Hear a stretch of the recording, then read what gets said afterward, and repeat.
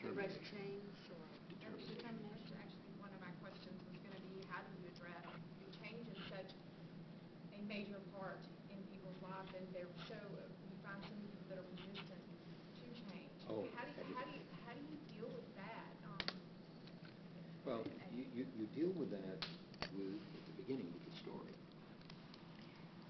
If the story isn't true to the person who's listening, then we're wasting our time. What we've been very, very, very, very successful at doing is telling a story that every person who owns a business understands, even if they're not ready to acknowledge it, understands, I'm talking about him, I'm talking about her.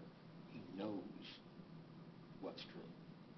So the story is critical. It's not a story. It's not a selling story. It's a true story. The story in small business is very, very true, that these are not entrepreneurs. Again, they're technicians suffering from an entrepreneurial seizure. They created a job for themselves. And it's the worst job in the world because they're working for a lunatic. And he suddenly shocks him. Now, he may get depressed when he hears it, and mostly he already is depressed. But what happens is he becomes interested in hearing, then what? Then what? And so the story leads into then what?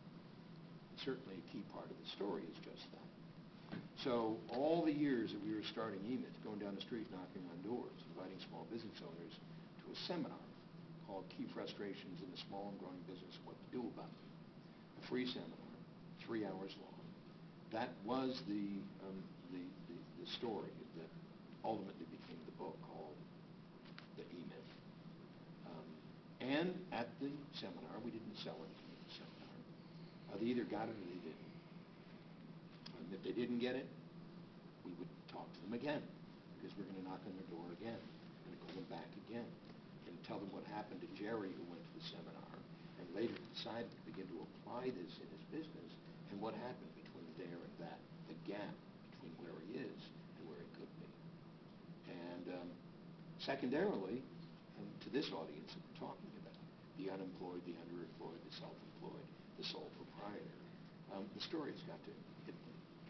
The story's got to be true. They've got to know that it is not going to happen because of government. It's not going to happen because somebody's going to suddenly do something that's going to change their life. It's not going to happen except because of them.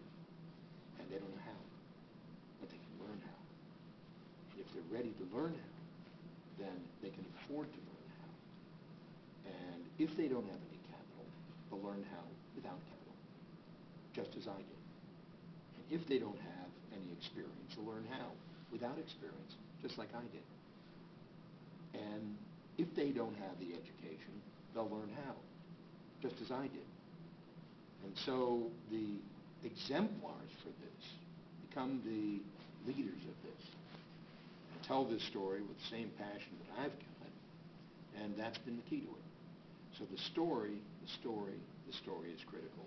And then the examples. So we have to be able to show the examples. And of course, we have countless thousands of examples. And in the beginning, when we didn't have any examples, they just believed it. Because there is an example. Look at McDonald's. Look at Dell Computer. Look at Walmart. Look at Anita Roddick's Body Shop. They're everywhere you look. There's a method to this madness. And everybody can do it. That's the most important thing.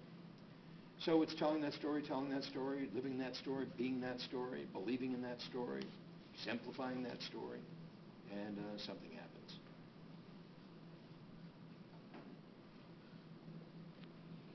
So if you've got anybody you want to tell the story to, I'll be glad to. Actually, he's meeting today at 4. Here? Yeah. He has offered to meet with small business owners at 4 o'clock today for an hour and answer their questions. So if you know someone that might like to come, send them over. You know, I was asking